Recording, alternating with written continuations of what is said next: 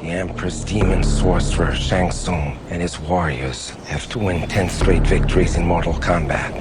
They have won 9. This will be the 10th tournament. A handful of people on a leaky boat are gonna save the world. Exactly.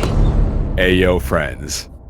I was sitting here trying to figure out how to start it. I mean, the only appropriate way to start this is Mortal Kombat! Welcome to episode 119. I think that's what we're up to. It's Shawn the Butcher, Vertebrae33 in Madness Pod. How's it going? What's going on, Shawn? Are you excited to talk about this film? It's so funny because I'm about to say I'm excited as I was for Ninja Turtles about this film because I hold it pretty much at the same level, and I could tell it's the exact same for you. It's a little different. Maybe We'll even get there. worse. We'll get into it in a second, but I'm very happy. This was voted. This is not my fault. This is your fault. This is everybody's fault. The whole family, everybody's fault. You voted for this movie. We are doing this movie, Mortal Kombat from 1995. This is the premiere podcast, In Madness Pod. If you don't know by now, on the socials at In Madness Pod, hit us in the mail sack, inmadnesspod@gmail.com. In the next Inside Madness, we are dipping into the mail sack and reading one of the millions of emails. Check us out on YouTube. Make sure you check out the In Madness Spotify playlist. Make sure all of these things you like and subscribe and comment and give us the 5-star reviews. We drop a new episode every single what we call In Madness Monday, making the worst day of the week the best day of the week. So make sure you tell everyone you know about this show. Spread the In Madness tentacles worldwide. And if you want to represent even harder and get a shirt or get a mug, go to inmadness.com. What mug do you have for this week? Oh boy. So for this week, Shawn, I have this cow mug. Okay. Because this movie is utterly ridiculous. So there we go. There's our theming. So you don't have this on vinyl. I don't own this on vinyl. Let's give full disclosure right off the bat. All right. I'm going to admit this to the In Madness family who voted this film in, and they're probably going to shun me. And I might end up in the penitentiary with Charlie. Up until the moment of watching this movie, which I'd never seen, the property of Street Fighter and Mortal Kombat combined to be one entity in my brain. Okay. They just existed and took the same spot. I wasn't really sure which one was which and which was different. I knew there was different names. I thought maybe they were related. So I am going into this as cold can be for a property that became huge in the mid-90s. So you weren't a big video gamer or Street Fighter 2 or Mortal Kombat, like just player, not even with the movies, before the movies and all the craziness. Just I mean, I played it, and I remember, some dude and his arms will stretch out far and he'll hit something. That's Dalsim in Street Fighter. Yeah. See, that's a Street Yoga Fighter Flame, Yoga Fire. Yeah. So maybe I played Street Fighter more. I don't know. I played them both in the arcade when they came out. Yeah. But they just never, like 1995 is when this movie comes out. Mortal Kombat is the movie we're doing, released 1995. And 1995 is when 7 came out. So that's what I was into at that time. So this kind of went in another direction. I mean, you and I are of completely different eras of somewhat. Yeah. Sometimes we click. Yeah, you don't have to age me too much. I was just a little baby, sort of. I was just a child when this I was like 9 years old when all of the Mortal Kombat Street Fighter stuff started. Right. So this is we say it all the time. This is how this movie hits you. It's when this property hits you. It's your enjoyment. I can see the look on your face right now going YouTube. How excited Shawn is. Also, just because immediately we haven't spoken one word about this movie, but I know you for 119 episodes and way more before that. And I immediately texted you last night, like, after this, we could do one of your crazy ass movies. Yeah. I mean, listen, I know why they call it Mortal Kombat, because this movie knocked me out cold a couple times.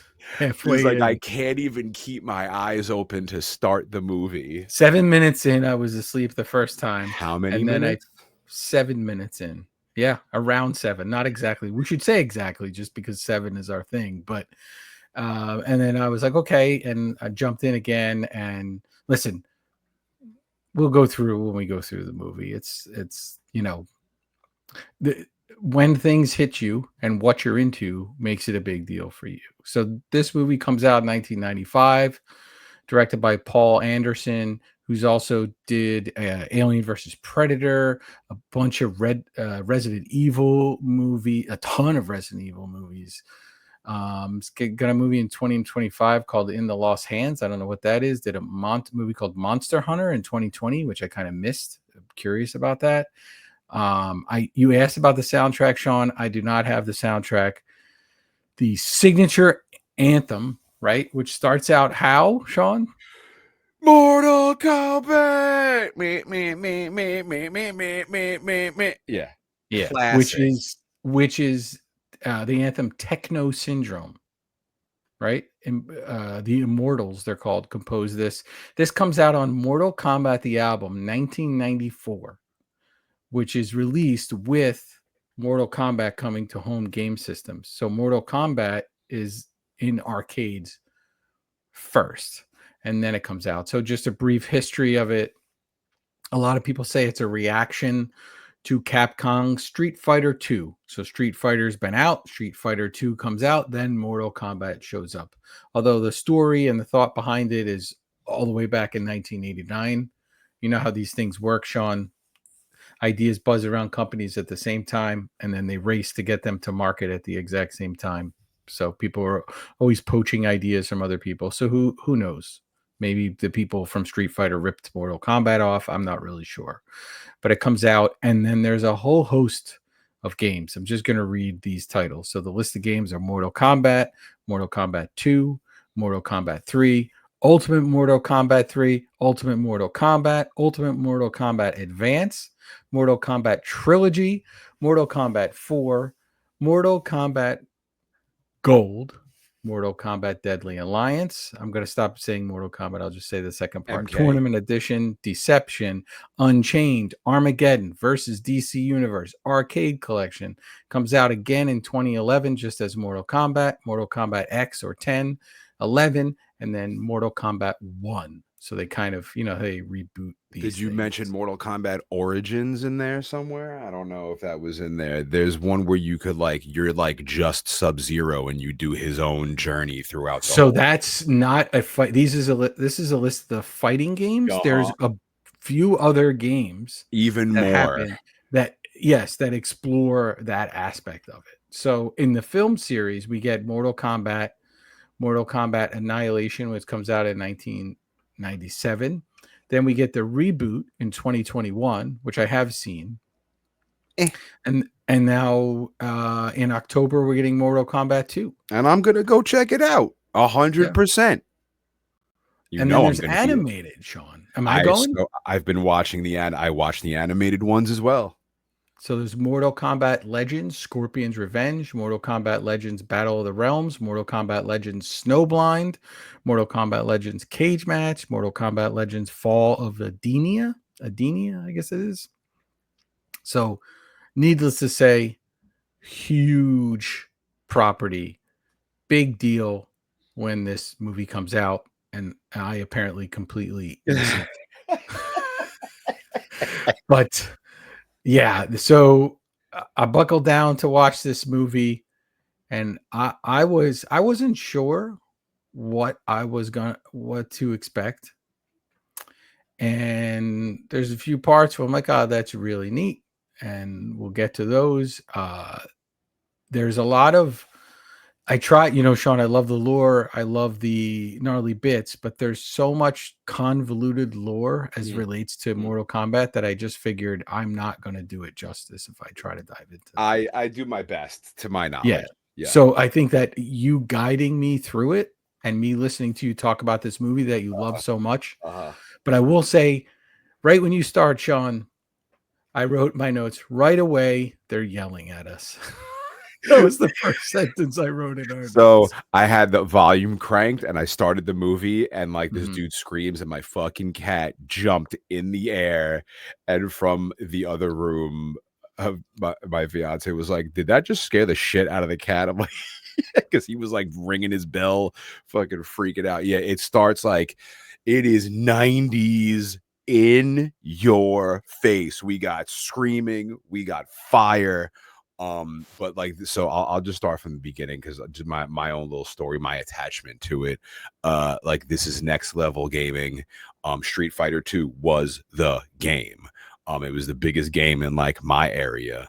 But in the 90s, we were craving more violence. It needed to be more extreme.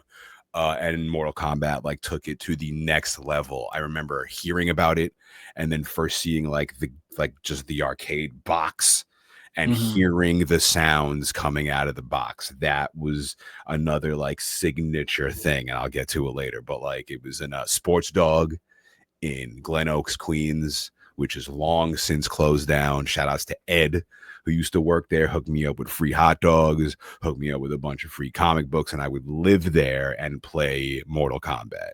This is right around the same time as the death of Superman. I remember this is like a key moment in my life. The game comes out in 92, so my little ass is like 9 years old. It had blood, and you could perform special fatalities, which was unheard of.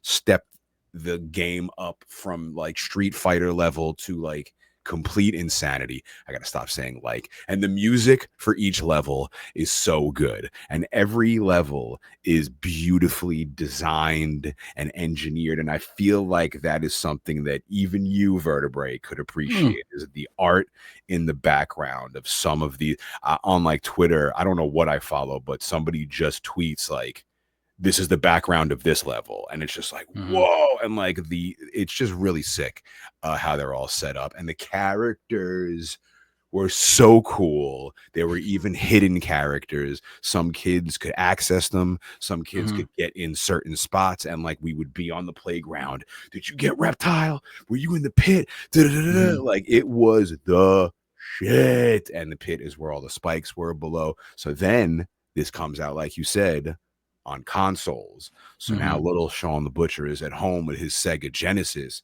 and it comes out, I think, in my birthday month. So you goddamn right, I was begging for it. I will never forget the blood code for Genesis, ABACABB,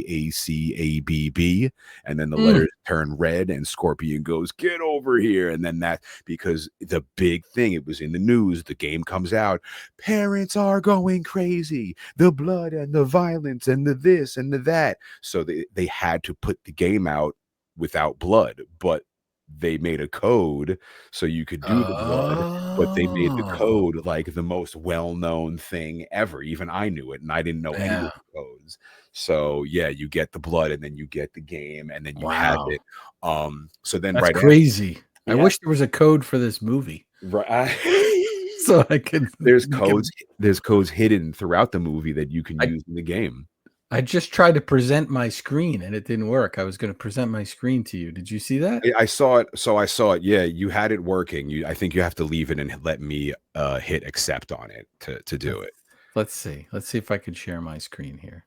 So right after Mortal Kombat 2 comes out, there's even more characters, even more fatalities. All right, yeah, hang on. Don't unshare it. I'm seeing it right now. Leave it where it is. Okay. They also added something called friendship and animality, where you can do like friendly things with your enemy, or like become an animal with the enemy. Or what do you mean friendly things with your enemy? So like get a cup of tea together? So yes, so so you don't know about this. Let me explain for 2 seconds. Oh, here we go. So I love Mortal it. Kombat 1, like they, you had like you can kill a guy. And I think in Mortal Kombat 2, you can kill a guy a couple of different ways. And in Mortal Kombat, I think 3, they introduce friendship. So instead of killing your guy, they'll take out balloons and blow up balloons, or they'll like they'll do a little dance. Like they added more. Then they also sound like an exciting game. They added animality. So if you do the animality, then you become a snake or a rhino or a scorpion, and then you kill and then they added babality, where you turn your enemy into a baby. So like they started getting like, what more can we do? So they added all these cool things. Okay, so this is my childhood. This is everything. I was all about this. This movie was everything. I don't want to do this podcast episode now because I expect you to just so bad for the whole ride of the movie, you to be going, what is happening here? Here, I'm going to add your thing right here. All right, I'm ready.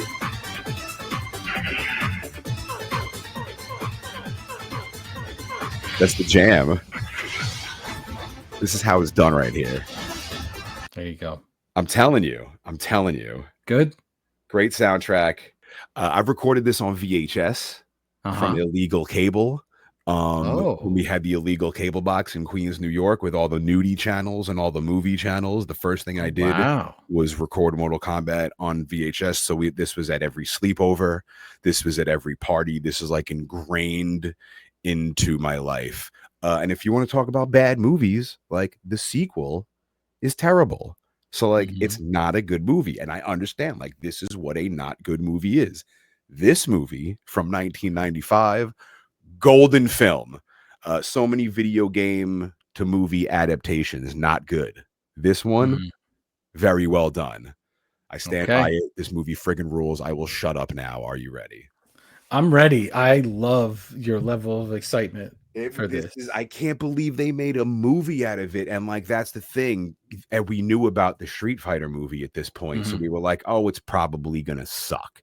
So like you go in with low expectations, and then they put like everything you could want sort of into the movie, I think. So it opens up with what Vertebrae was just playing out of his computer with one of the best openers of all time, the screaming of Mortal Kombat. I put this up there with John Carpenter's Halloween, The Thing, and Escape from New York. That's crazy. I hate techno music, and this song slaps. It's funny. I was thinking about this, and I'm like, where does Shawn? Because there's movies I think I like that people maybe don't consider good films, but they're important to me, and I like them a lot. And I'm like, is that this for him, or does he put it in Halloween and Thing category? So when you say that, I'm completely blown away by that. Completely blown musically, the intro, not the film, music, not the film. Just the music, just this song. This is like a thing for my life. Like I have that thing. I have that beat in my head since 1995. Like I don't think a week goes by where I don't go. It's just, it's addictive. It's a great song. It must drive you nuts that when I heard it, I was like, oh yeah, I think I heard that once. I hate techno, and I was like, this song rocks. I will listen to that always. Is this going on the In Madness Spotify playlist? It already is on the In Madness Spotify playlist. I think when we talked about this movie for our favorite bad movies episode, I started freaking out about it and immediately added all the songs from it that I love to the playlist already. So there's another one that's going to pop up later that's already on there. But we get the Mortal Kombat Dragon logo, which is sick. The flames are bursting out of the screen. It says Mortal Kombat. This is the 90s. What a time to be alive. Immediately we're in a battle. Standoff. Real life place. It looks like an actual Mortal Kombat level. For the 90s, it looks pretty sick. I like this opening here. Yes, we got our dude in a jacket. Badass Shang Tsung absolutely kicking this other dude's ass. In the game, Shang Tsung is the final master, the big bad. You beat him, you beat the game. Shang Tsung's fatality is stealing your soul. He picks his little dude's head up off the ground, points directly at the camera, and says, your brother's soul is mine. You will be next. Sick. Who's he talking to? He's talking to him in his dream, I guess, right? Well, my friends, this brings me to my milking of the alpacas moment. The camera zooms in on Shang Tsung's face and it like deteriorates away and this like sick ass skull is there. It's so badass looking. And as a young little child, before I was watching horror movies, something like this moment freaked me the hell out. It was really cool and done really well and like disturbed me a little bit. It's like the girl's hand covered in the crabs and Jaws. Yeah, I love the opening spot where they're fighting and everything like that. This to the skull, for me, it's a little hokey looking, like very video gamey, which I guess in some ways might work for this, but you know, we're not in the video game, right? We're in a Watch me turn you. Watch me turn you. By week 2, you're gonna be like, you know what? This Scorpion is pretty cool. Immediately. If you weren't talking, if you just stopped talking and we left the movie running, I'd be asleep in 5 minutes. A man wakes up in a cold sweat in this weird little green room that looks like a padded cell. A good color green, mind you. I like that color. Yeah, it's interesting. That's an interesting lighting choice, right? Green kind of often means, you know, nature and growth and new beginnings. Thank you for being positive about this. We're getting something good. Right, he's getting a new beginning in a lot of ways. Well, I mean, the news he wakes up to is horrible because this is Liu Kang. In the game, he's sort of the Bruce Lee character, and you would the thing you would hear aside from Scorpion doing "Get over here," you would always hear Liu Kang because every move he did, it'd be what the, it'd be all these, and like that would be screaming through the like the arcade wherever you were, you would hear Liu Kang. Right. So this is Liu Kang. He was dreaming of his brother Chan. He walks over to his nightstand. There's a little Western Union telegram. Brother dead, come home. Chan, his brother, is dead. Awful. The worst Western Union you could possibly get. Brother dead, return home, grandfather. No info. Like that's it. Like that is pretty awful. That right there, that should be a Mortal Kombat t-shirt. That's your t-shirt. So now we got our other badass, Sonya Blade, the female character in Mortal Kombat 1, hunting through this club. There's this metal music playing. I don't know what the hell it is. Sonya is also that Veronica Vaughn from Billy Madison, if you're following. Oh yeah. Huh. She's accompanied by Jax, which is cool because Jax is in Mortal Kombat 2. He's got these metal arms in the game that he can like crush your skull with. However, he sans metal arms in this movie. They're both hunting for Kano. Kano is this punk ass outlaw. He rules the underground. In the game, he's got this cool half mask and like a red eyeball, and he's got these knives that like he throws out of his back pockets at you, and like he can turn into like a spinny cannonball. He does like the Blanca spin. Right. And he could hit you, but he has one of the gnarliest fatalities in the game because he rips through your chest and pulls out your beating heart. And seeing that shit as a kid in the video games when Street Fighter wasn't doing nothing like that, I was like, this is the shit. Kano was immediately became one of my favorite characters. Yeah, he's not so great in this movie. No, he's a piece of trash. And not great acting either. He's Australian.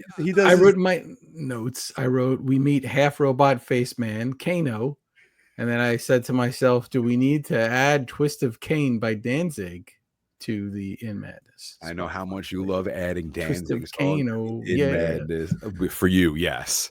Yeah, but this Shawn, I had it later in my notes, but I'll say it now. Right here, and for a little while longer, starts to really feel like a Sci-Fi Channel movie to me.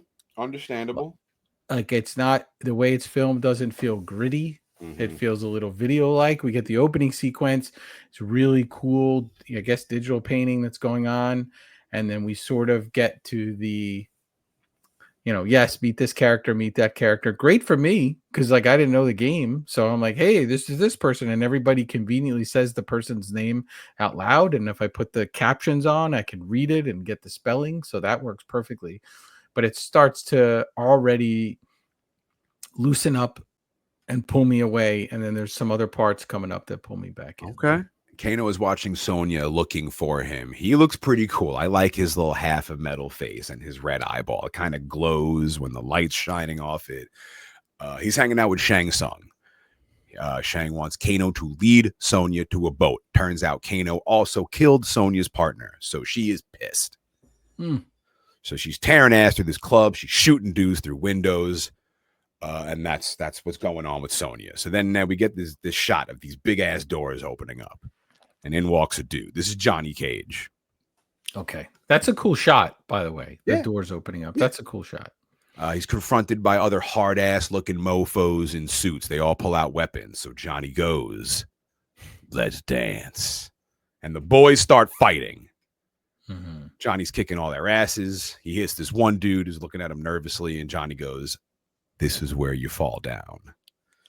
Confused, the man looks at him and then falls to the floor, and he goes, "Where do you get these guys?" So Johnny's a movie star. He's sort of like the Jean-Claude Van Damme in the video game. He's like a movie star and like a kung fu expert. So he's arguing with the director. Our director looks exactly like Steven Spielberg.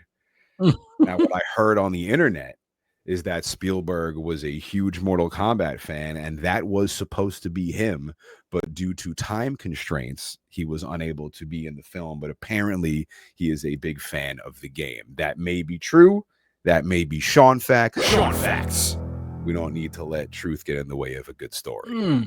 That would be the best part of this movie so far, Steven Spielberg. I mean, to tie it in directly from Jaws to Mortal Kombat, and then we get the link right there with Spielberg. Come on, I told you this was a great movie.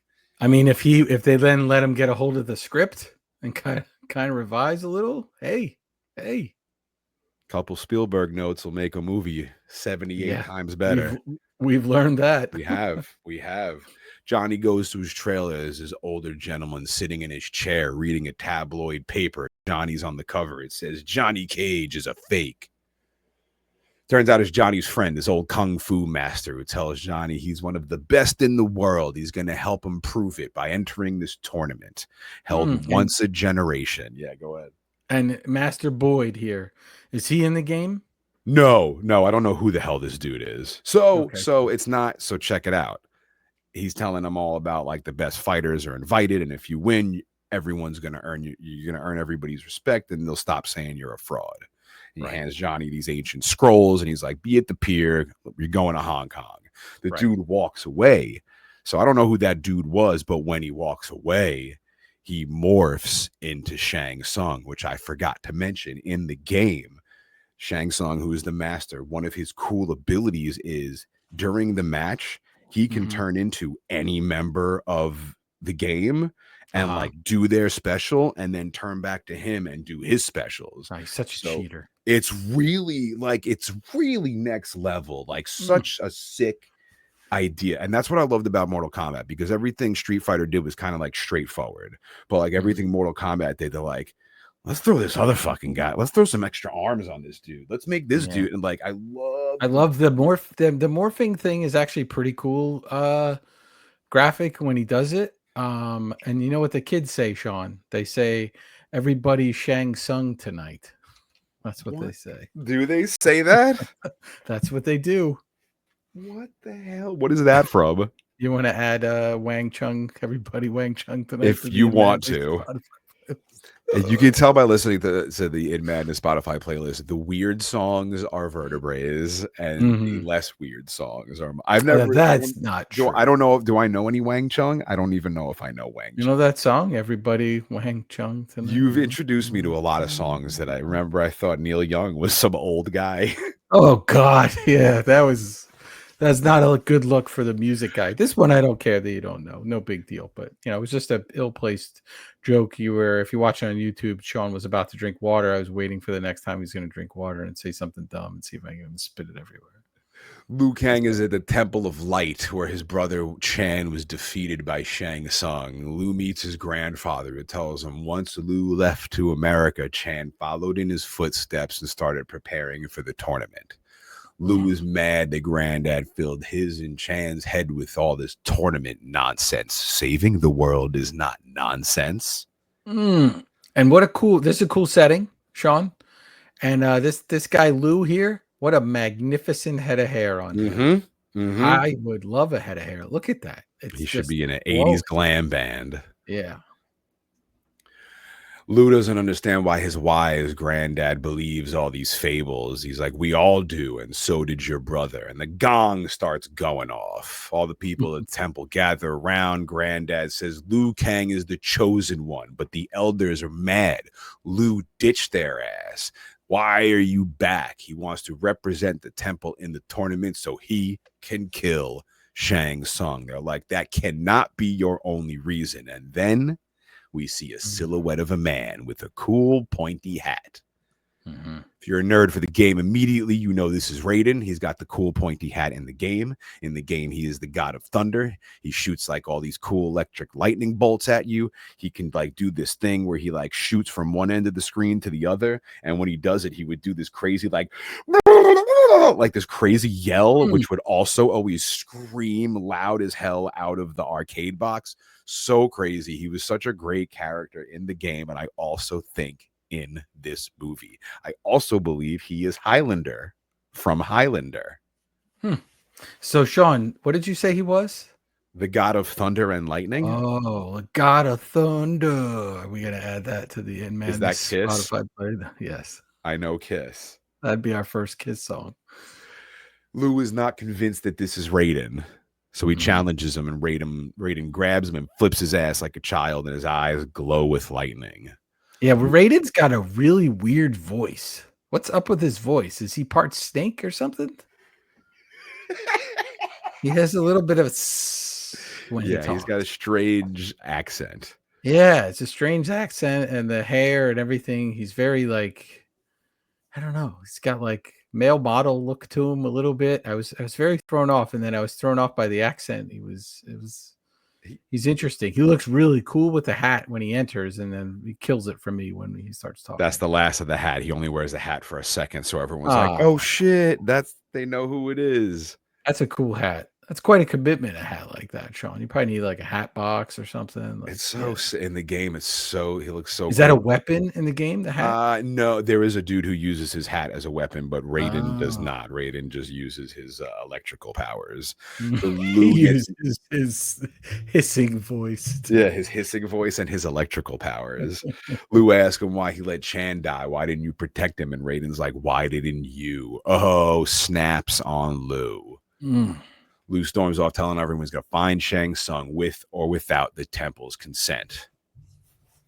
So then we're on the dock in Hong Kong. Johnny Cage pulls up. He meets his dude, Art Lean. I don't know who Art Lean is. He's not in the video game, but in this movie, he is a pro fighter, and they're all buddies.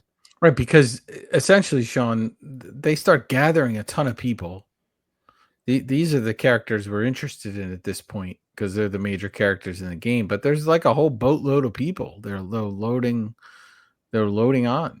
These are the best fighters in the world getting together for Mortal Kombat. Johnny Cage is asking Liu Kang to pack his bags on the ship, and Liu Kang throws Johnny's luggage in the water, and they're like, what the hell is going on? And then this boat pulls up.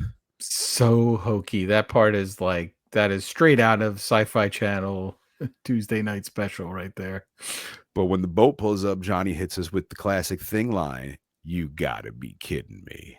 The boat's very cool looking, and it arrives with its own smoke. It's got a smoke machine or something. It arrives with the smoke already around it. Are you getting on that boat, Shawn? I'm not good on boats, and I'm not a good tournament fighter, so probably I don't think they're not. calling. Imagine if they're calling us to be in their big tournament to save the world. They're like, we can podcast it. Yeah, we'll talk about it. We'll stand on the side and commentate, but I'm not fighting Goro. No, that's not happening. Who's Goro? Oh, God. I'm not fighting that guy either. It sounds tough. I'm not fighting the half metal face guy, too, with the vest. He seems mean.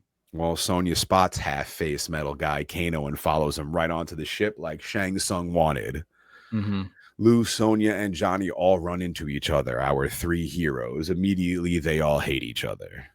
Yeah, this is supposed to be, we're tough. So we get together. We don't really like you, but we'll probably have to work together at some point. To overcome good versus evil. Sonya runs into Shang Tsung. He's very happy to meet her. He's taunting her till Johnny Cage and Liu Kang find her and back her up, but she don't want backup. Shang Tsung looks over and a hand reaches out and opens a door, and out walk two of my favorite characters in anything ever. Scorpion and Sub-Zero. They are these two ninja dudes. Sub-Zero is blue for the ice. Scorpion is yellow for like being evil and for fire and for hell. But he's a scorpion. That makes no sense to me. I don't know why he wasn't red. So in his animality, he becomes a scorpion in a game in a couple games. So Shawn, I wrote in my notes.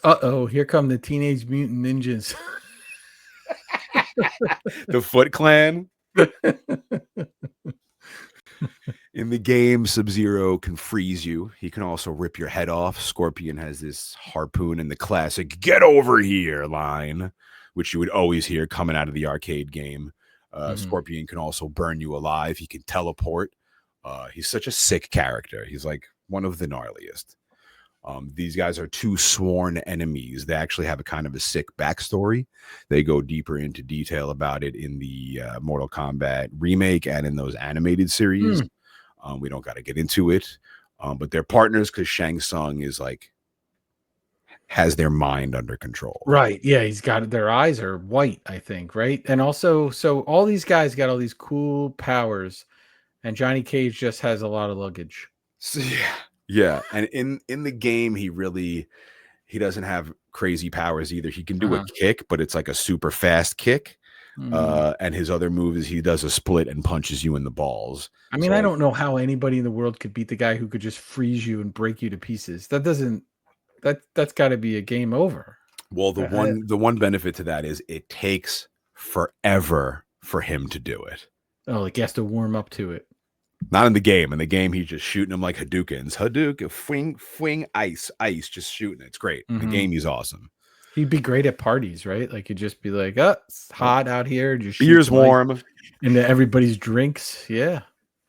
He's taking that hand ice. He's going to make cubes out of his hand. Oh, yeah. That's kind of gross, actually. He's been fighting people and then he's getting cube ice from his hand. No, actually, that's Ice Maker Boy's not coming to the... Stop it. What did you call him in the last episode? Biofreeze? Maybe it was Biofreeze. Fireman and Biofreeze. But like, maybe Shawn, his hand is just... He can make it cold and put it around your drink. Right? You don't need him to actually make ice out of his dirty fingernails, but like he just puts it around. He's like, nah, this is the only way. It's got to be out of the fingers. Yeah, you go grocery shopping with him. You buy a lot of mint chocolate chip ice cream. He can hold it. It's not gonna melt. Very domestic. Sonya points her gun at Sub-Zero, so he just grabs it and freezes it and breaks it off. And Scorpion, instead of throwing this harpoon, I like this. It's not like this in the game, but like this little creature comes out of his hand, which is pretty nasty. Yeah, it's very like Beetlejuicy, that little guy that comes out. The graphics like slithering. Clearly 1995 special effects. When this movie relies on some practical effects is when it's better paced for it. When they head into the CG too much is what everybody did at this time period. It pulls me from it. But I think when they have the sets that are built and other things, I think it gets you back into the world more. They're taunting our heroes, but down comes Raiden, shocking Scorpion and Sub-Zero with his lightning and electricity powers. He's had enough of this BS. So Shang Tsung is mocking him, pretending to be honorable. He even sort of like bows to him, but you could tell these dudes hate each other. Raiden tells Shang Tsung having his freaks attack his fighters goes against the rules of Mortal Kombat. As your Emperor well knows. We'll dig deeper into the Emperor soon, I promise. Shang and I wrote, Shawn, in my notes, what? They got zapped by Lord Raiden, an old man in a bathrobe with some strange snake talk. That's my exact line in my notes. There's a lot of people for you to learn in the beginning of this. They do a good job of integrating, right? This is coming out to the masses. Yes, the video game's a big hit, but of a certain age group, and the people who are taking those kids of that certain age group to the movies have to watch this movie as well. So they do a good job of sort of explaining everybody to you. I am not a Lord Raiden fan at all. I would say if I had to pick a character right now, and what are we, 20 minutes into this movie, that I like, it's Liu. Liu Kang. Yeah, I mean, that's our hero. Yes. Right. So they're getting the job done. Yes. Shang apologizes to Raiden. He says it won't happen again until the tournament. Sonya's like, what tournament? She don't even know why she's here. Shang Tsung tells her she's been chosen. So that's also my favorite mug of the last 2.5 years of Hidden Madness podcast. That cow mug you have with the udders with the little nipples as the feet for it. And you got to see this mug. We'll post it. Full on the disclosure. Spotify Full disclosure. This is my daughter's mug, and I stole it from her because Amazing. the mug collection thing happens all over this family. So this is hers. We're gonna post that on the Id Madness socials. Shang Tsung tells Sonya she's been chosen. Johnny's freaking out about Raiden. He's freaking out about Sub-Zero, Scorpion, wondering who are all of these people. And Liu Kang tries to make it easy. Raiden is God of Lightning, protector of Earth. But Sonya and Johnny Cage are like, what the hell are you talking about? Raiden tells them what they're about to face is more important than their ego, their enemy, or their quest for revenge. They've embarked on a sacred mission. They've been chosen to defend the realm of Earth in Mortal Kombat. Our world is one of many realms. I believe all of this. One realm is forsaken, called Outworld. Maybe we can't travel, but yes, all the universes and things, I feel like there are many realms. Ruled by an immortal, this part maybe not so much, ruled by an immortal who crowned himself emperor. He seeks to conquer and enslave the world, but in order to enter Earth realm, the emperor's demon sorcerer, Shang Tsung, and all of his cronies got to win 10 straight victories in Mortal Kombat. And guess what? They've won 9. This is going to be the 10th. And Sonya goes, a handful of people on a leaky boat are going to save the world. And Raiden goes, exactly. Yeah, that's a lot. I wrote in my notes, Shawn, explain this part to me about the realms, and you did a perfect job. Yeah, I mean, there's just different realms, and that's how they can open up different. What goes on in these realms? I mean, it's clearly, so some of them are like Escape from New York. I'm sure some of them probably look like Harry Potter land. I'm sure there's like the rich realms, the poor realms, the underworld realms. Yeah, and it just opens up a world to like an infinite universe of like characters that you can have, which I think is brilliant. So we have the ruler, we have the emperor. Sonya thinks they're going to save the world, and Raiden tells them Mortal Kombat isn't about death. It's about life. Men and women defending their own world. Shang Tsung can look out. Raiden says he can look into their souls, and one of the 3 of them is going to decide the outcome of the tournament, but he won't tell them who. It stinks for everyone else that they dragged into this. He should have just done that at the beginning. He wouldn't have had to load 100 people on the boat. He says the fate of billions is depending on you, and then he has himself a little laugh. That's weird, Shawn. That was a strange little laugh. I do not like this Lord Raiden guy at all. He's just wandering around. Strange. He's wandering around in his bathrobes with his long gray hair and his. But he's full of wisdom. He's got white hair and he's full of wisdom. I don't think his face is seasoned enough for the white hair, Shawn. He looks. I wonder how old this guy is in the movie. Yeah. I'm full of white hair too, Shawn. Am I full of wisdom as well? Look at all this white beard. I think so. You got a lot of gnarly bits. That's wisdom. Yeah, that's true. But I don't know if I'm any. Maybe from now on I'll just wear that hat and a robe for every episode. People will believe everything I say. You could do part 2 in a bathrobe. Yeah, I don't own a. Do you own a bathrobe? Can also talk like this. Yeah, there's a leaky faucet in the kitchen. Wait, what? That's a good rated.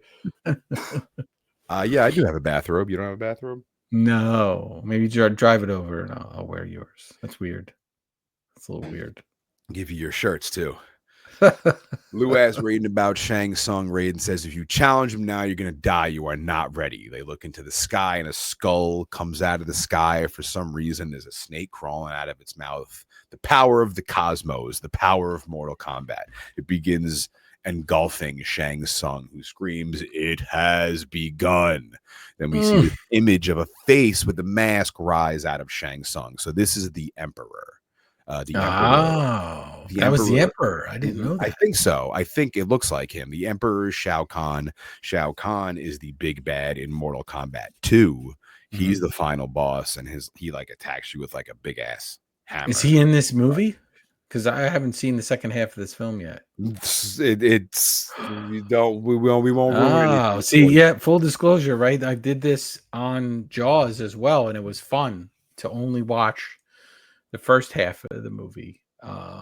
And this one is even more so because Jaws I saw a bunch before. I haven't seen it all, so I'm telling you, the second half of this movie, they could break out into a musical number, and I'd have no idea that it's coming. They arrive on Mortal Kombat Island. Sonya's compass is freaking out, wondering where the hell they are. There's a point where they're walking up these massive steps, and the camera zooms out. You see they're walking up like this mountain. In the video game, when you do like a tournament, after each enemy you beat, like you have your character's like face card, and it moves up this mountain, like getting you up to Shang Tsung. So I thought it was cool. Get closer and closer to the end of the game. Yeah. Okay. Liu catches the eye of the haughty Princess Katana. She doesn't show up to Mortal Kombat 2 in the video game. She's like the Emperor's adopted daughter. In the game, she's got these razor fans that she can cut you up with. I believe one of her fatalities is like chopping your head off with the razor fan. I tell you, Shawn, when they're heading up the steps and all of that stuff, when we first see the room, it's really awesome. But when they see her and there's that little creature guy, that feels very like a set. That feels cheap. That I don't know why that creature doesn't seem to have any weight to it. It gets a little weird. Like it clearly like things look too like smooth and clean. But when we get more when they're going up the mountain and it feels, dare I say, like a little more 80s rather than 90s, I think that's its sweet spot, right? They needed to lean into Ray Harryhausen look and feel from back in the day and lean away from, video gamey type stuff. I know it's based off a video game, but I think that's where they I think if this was a little grittier, it might grab me a little bit more. I hear you. Katana's being mysterious, silent. She's staring at Liu Kang. He keeps walking, but following them is Shang Tsung. Says Katana will make a dangerous adversary. He tells Reptile, watch her, keep her away from the humans. Turns out Reptile, who is the secret character in Mortal Kombat 1, like a green Sub-Zero scorpion who spits acid. But now, instead of that character, right now, he's like this predator reptile creature thing that has this chameleon-like ability where it can blend in perfectly with its surroundings. Yeah, now is she just sitting around waiting for people to show up? And to look at people without saying much. That's her job. People walk through and she just sits there and gives them a dirty look the whole time. But now we got my favorite part of the tournament. Dinner. All the warriors are eating together in one room, a banquet, if you will. This is a cool dining hall, Shawn. This could be, if you did like a medieval times kind of place, but it was Mortal Kombat based. Obviously, you can't get so bloody with it because people were eating dinner. But, dare I say, a lot of this movie, at least the first half that I saw, feels like it could be from medieval times. The kind of some of the acting is similar to the actors. But just imagine you sit down at some big table. You got these candles burning. I got a lot of questions about how there's 7,000 candles in here. Who's lighting them? Who's cooking all the food? There's like cakes and stuff. It's very, very dining hall-esque. I wonder, in the beginning of Harry Potter, when we first go there to Hogwarts and we get into that big giant dining hall, and that's a big deal for them where they're all at the tables and stuff. I wonder if they lean into this at all when they made the Harry Potter movies, because that kind of lends itself to this big giant dining hall where there's different groups together. I can hear all the Harry Potter fans popping huge right now for that reference.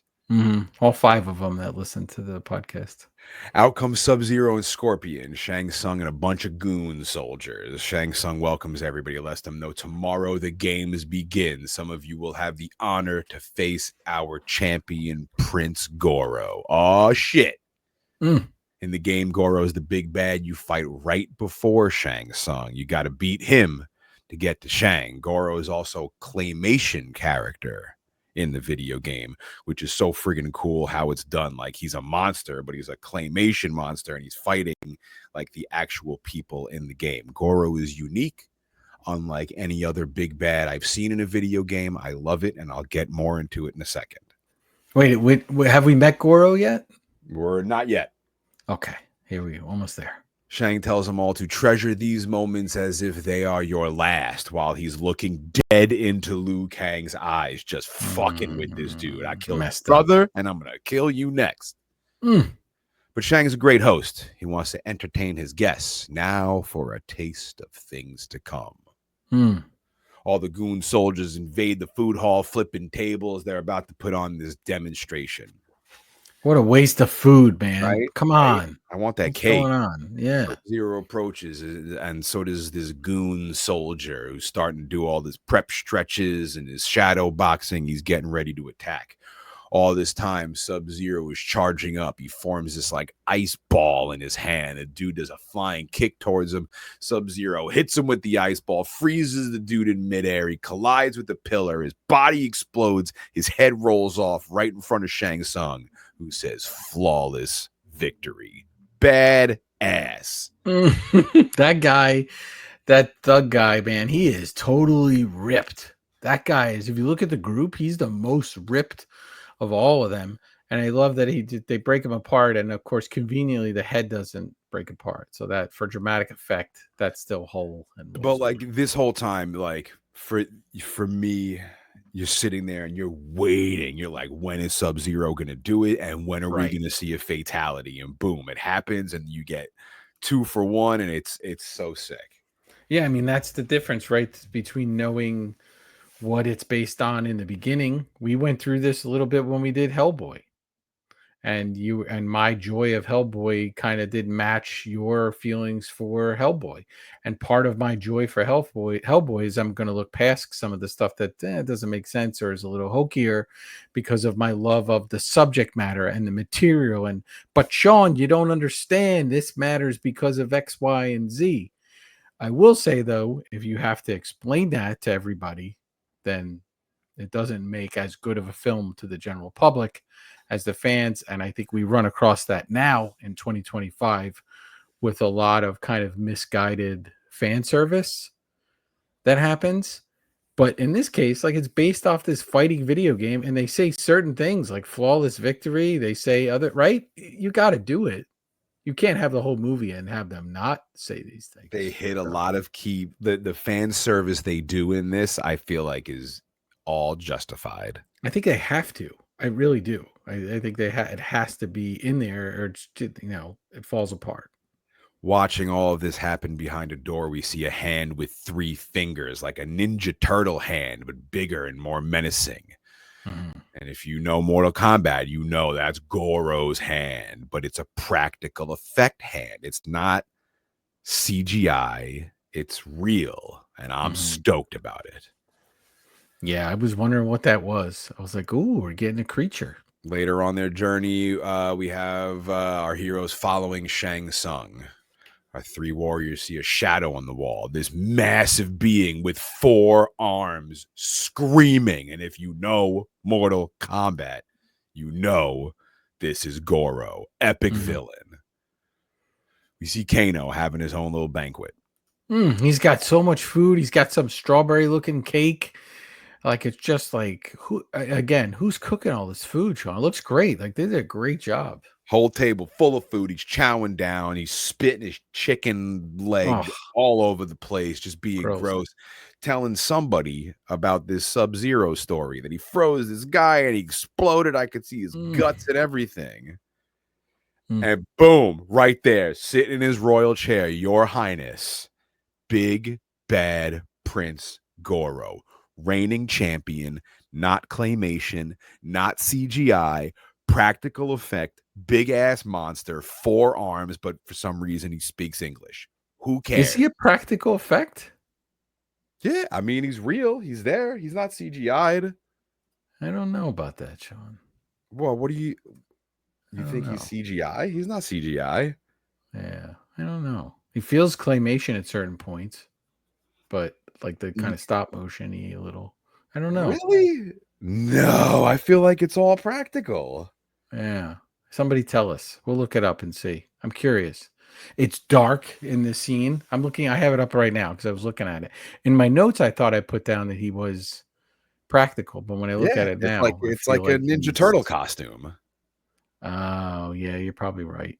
He's a monster. He's a murdering machine, but I find it very funny that Kano is telling him the story and Goro is just like, that's disgusting. He's disgusted by Kano and by the story.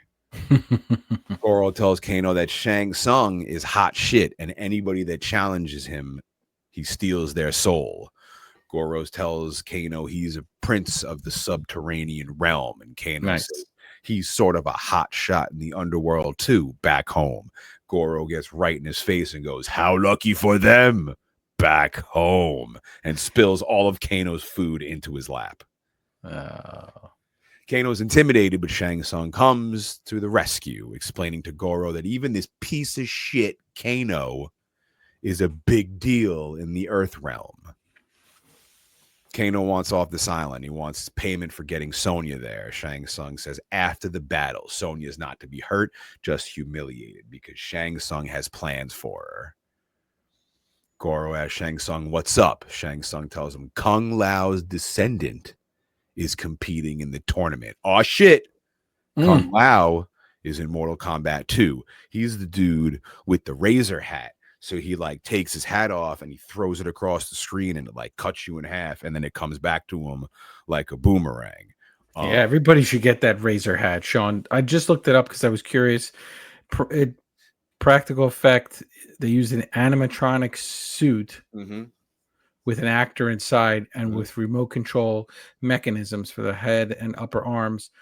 CG was used to incorporate the core of his appearance was achieved through physical. So that the core of it was achieved through having this animatronic suit on a guy, and then they used CGI to kind of fit that into the environment. So I wonder, you'll have to see if there's behind the scenes, but I wonder if he was on a set like that in the suit, or they did his parts separate and plopped him in there with CGI, which is so sometimes they do that, like they have him in the suit and then plop him in that environment. I feel like he's right there. It looks so like a mix, so like kind of a mix, right? Because they did use some CGI, but yes, an animatronic suit.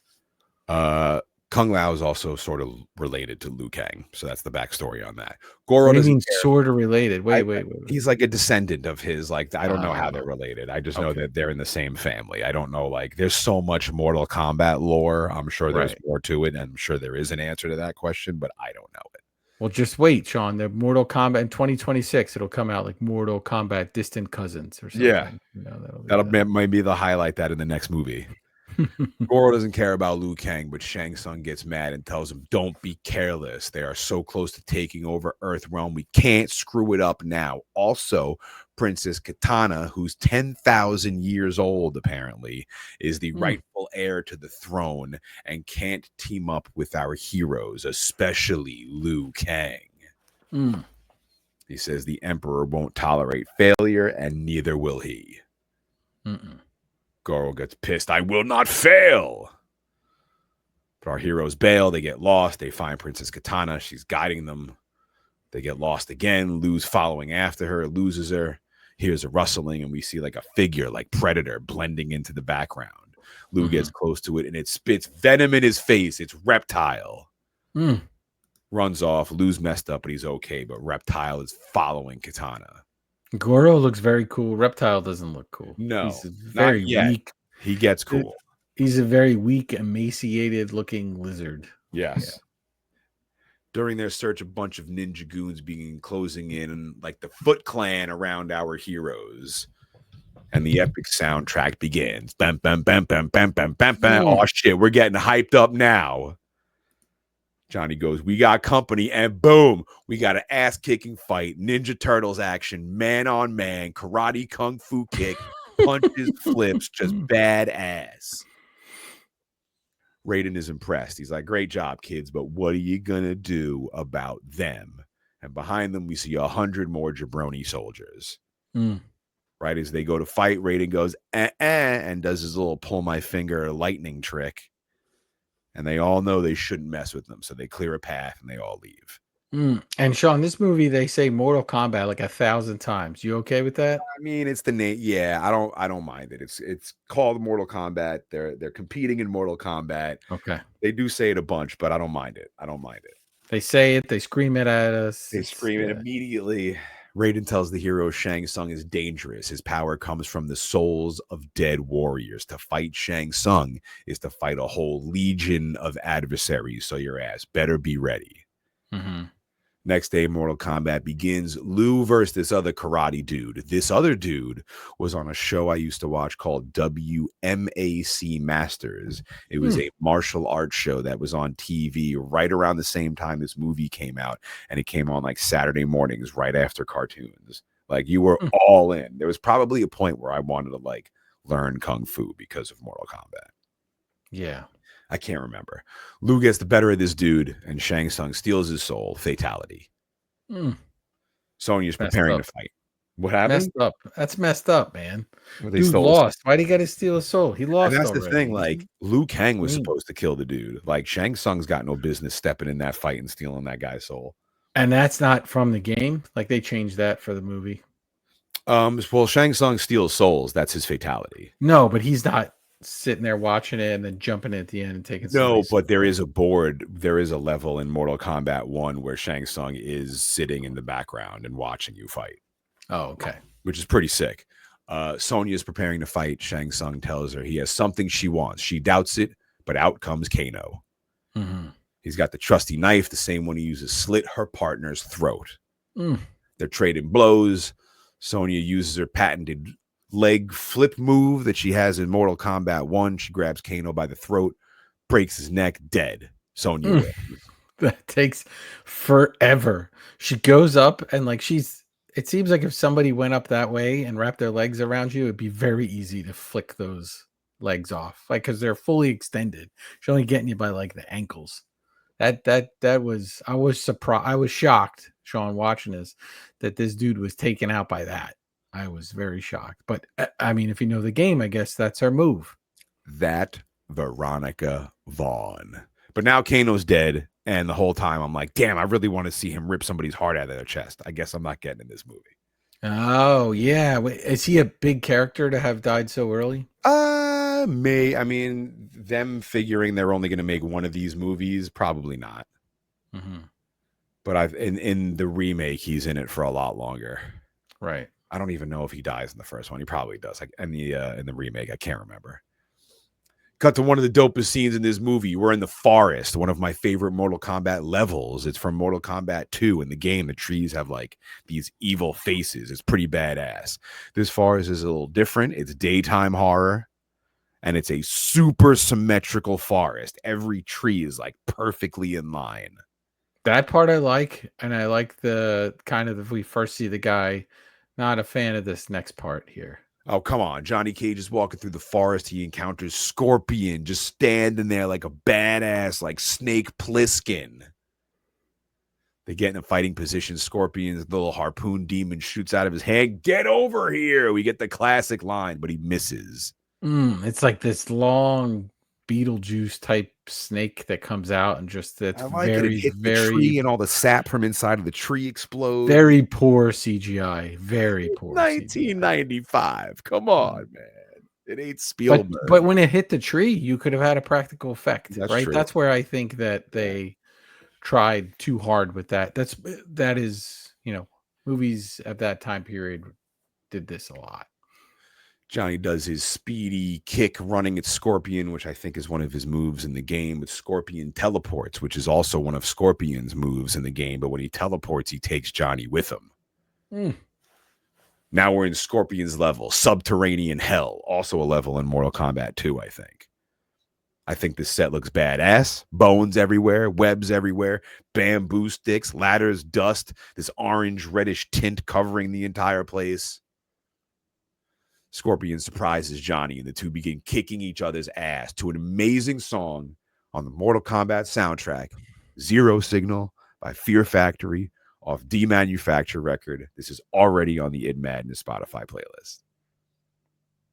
They're kicking each other's ass. Heavy metal's playing in the background. You're in underground hell. This is cool. don't care what you say, Vertebrae. Scorpion Vertebrae. I'm listening to your pure enjoyment. I'm not saying knocks anything. Johnny Cage below into this pit of skeletons and weapons from all these perished warriors. Scorpion takes his mask off to expose his skull. Oh shit! This is his fatality from Mortal Kombat 1. If you hold block up, he takes his face off, and his skull is there, and he lights his enemy on fire down to the bones. These guys have every power under the sun. So cool. However, clever Johnny Cage finds one of the warrior's shields and uses it to protect himself from the flames. Of course, this shield is badass because there's blades around it. So he uses this flaming bladed shield to cut Scorpion's head clean off, causing Scorpion to explode like Predator. I like the fire in this. A little hokey. The head slice and stuff was a little hokey. The shield, Shawn, I think like the video game Doom, they have a shield that has like the blades around the edge of it. They probably got that from this. The explosion is a bit much, but we certainly get pieces of meat flying places, and then we get a signed 8x10 that lands amongst the So there are a lot of Predator influences in this game. In Mortal Kombat 2 or 3, we're introduced to Cyrax and Sector, who are like basically Predator characters. One's red, one's yellow, kind of like Scorpion and Sub-Zero. They're like half Predator, half Terminator. Pretty sick, but not in this movie. Yeah, the 8x10 thing is a little... So Scorpion blows up, and a signed picture of Johnny Cage falls onto his obliterated remains. To my greatest fan, signed Johnny Cage. What this is his friendship. In the game, his friendship, instead of killing his victim, he has several fatalities. I think he knocks your head off. I think another one is he rips your body in half. But his friendship in the game is, instead of killing you, he comes up and he signs you an autograph and then hands it to you. So what they did here was a friendship, and his signed autograph lands in the obliterated remains and sets on fire. So we're to assume that in those suitcases was a bunch of markers and things to sign, and he had it with him when he was fighting here, like rolled up in his back pocket. It's his friendship. They did it came out of, but where did it come out of? This he's got him in his pocket. This is the fan service I'm talking about. You want a fatality in there. You want a friendship in there. You want a hidden character in there. You want the big bads in there. It's everything. But like, imagine if they added a spot where he reached into his back pocket and he pulls one out that's folded and signed and throws it down and says, "I got one left for you." Look at Vert. Right? I got one left for you. We're solving problems here. If only they had you there in the script writing. Consultant on set. I'd be in that catering hall, man, with all those strawberry cakes and whatever else. That turkey leg that Kano was eating looked delicious. Yeah, not much better than the food at medieval times, mind you. Much better. And that, my friends, I feel like is the perfect spot for us to take a little break with the fan-voted movie of the year so far. I'm excited about it. Vertebrae, not so much. I expected this episode and the next episode to pretty much be me freaking out and you going, "Why does this happen?" I'm learning and I'm listening to you, Shawn. Everything has a point in this movie. Like, if you don't get it, it's probably from the video game, you know? Right. And when you and I started this podcast, one of the things I said to you when I first started was I didn't want to be negative, because who wants to listen to people just saying they hate something, right? That's not a conversation. So what we're having is a conversation. You're madly in love with this film, and there are parts of it that I do like, and there are parts of it that I like better after you explain them to me. So we've got another half of the movie. Maybe maybe next Saturday you and I will be playing Mortal Kombat together, and I'll be showing you my friendship that I got and some fatalities. But game, it's so cool, and like the fatalities upgrade. Like in the first game, you can knock the dude in the pit down to the spikes. In the second game, they have like a subway. You can knock them onto the subway tracks, and the train comes and hits them. In the third one, they have like an acid bath, and you hit them in the acid bath, and they go in and they come out a skeleton. Like, it's just like, it feels like writing for the game must be like so much fun. Like, how can we kill people now? Like, yeah, I mean, there's a point, yes, where like you're doing babalities, and it's like, all right, this is a little cheesy, like, right, now you right. just, but like, it's just the cool parts are really, really, really freaking cool. What I didn't do, Shawn, is I only watched this once for the podcast. That's fine. That half of the film. I don't want to usually watch it a ton of times. Yeah, but I felt like if I watched it that way, it would spoil it. I would, that I would enjoy it for the moment. I'm trying to watch it, it's for the first time. So I'm trying to put my head in. It's 1995. What's going on? This video game's huge. I read a lot about the kind of the history of the video game and everything.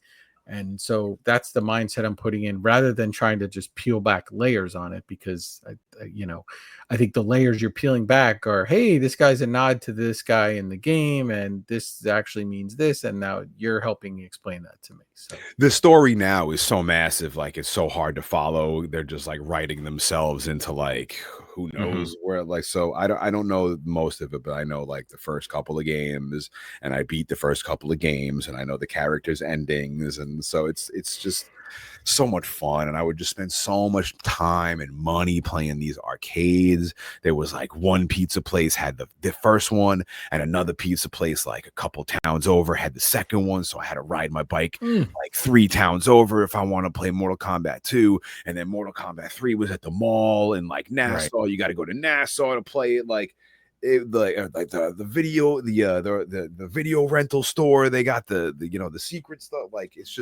it's so cool. And then putting it out on consoles and having it in my own home and having everybody come over, and we're just up till 4 a.m. eating Cheetos, playing Mortal Kombat, man, and then watching the movie, man. Oh man, yeah, this is great.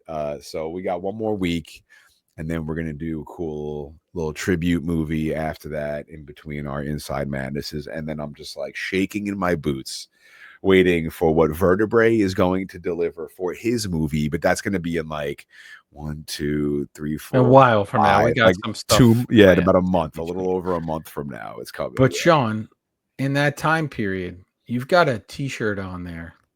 Oh, tell me about this T-shirt you're wearing on YouTube. Just announced recently, throwing a party August 15th, Amityville Music Hall.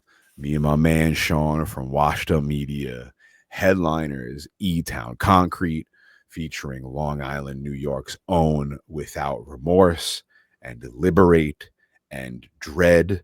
This is August 15th at the Amityville Music Hall. Tickets are on sale now. Get them while they last. Come through. We're going to be partying. It'll be one of the days I try and get Vertebrae out of his house. Maybe I can give him his mission shirts. We're going to be out there. We're going to be partying. We're going to have Harvey's hot fried chicken. We're going to be doing Heavy's headphones giveaways. We're probably going to be handing out joints free to the first 100 people that walk in. We throw a party when we do these things, and this is the party of the year. It has been a bucket list goal of mine forever to, like, we've done a couple of shows, but like it hasn't been like, I kind of just like jumped in when everything was done. This is not that.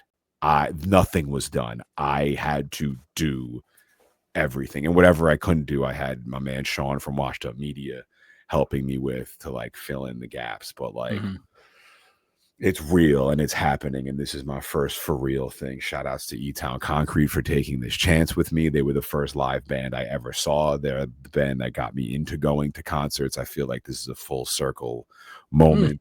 But I'm also shitting my pants because it's a ton of responsibility, way more than just hopping on at the end when everything's taken care of.